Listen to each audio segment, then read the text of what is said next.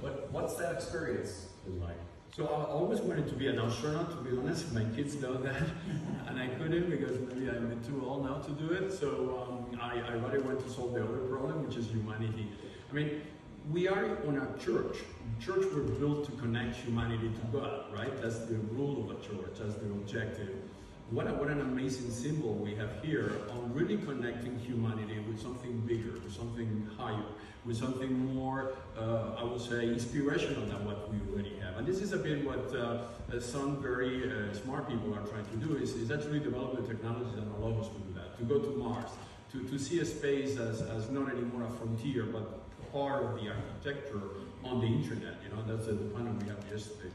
So I think we have to unleash human potential and not just augment human potential, which is something that has connotation with AI, technology, robotics, putting ourselves chips on the brain. This is not necessary. Let's unleash our potential, the ones we already have with technology. But while we unleash that potential, we respect humanity and human beings. And I think this is available. I mean, we don't have many chances left, you know, so we are maybe the last generation. Whatever decisions we're going to take in this generation, it will affect the next one, detrimental to everything, climate change, health, distribution of wealth. You know, the United Nations, when I was in the UN, and this is answering your question, we designed the Sustainable Development Goals. And I was part of that team at that time working on the Sustainable Development Goals. And we projected, there was a moonshot, really, first time ever, that was a really moonshot.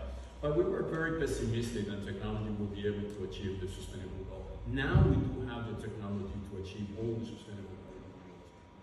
We can cure cancer, we can stop poverty, we can equalize wealth distribution. So there are things that are low-hanging fruit on the fourth industrial revolution.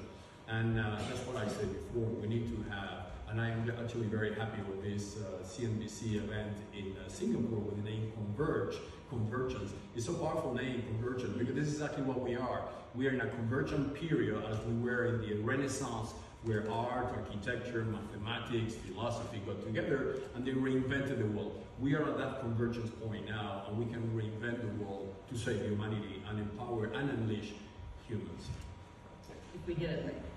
And unfortunately, the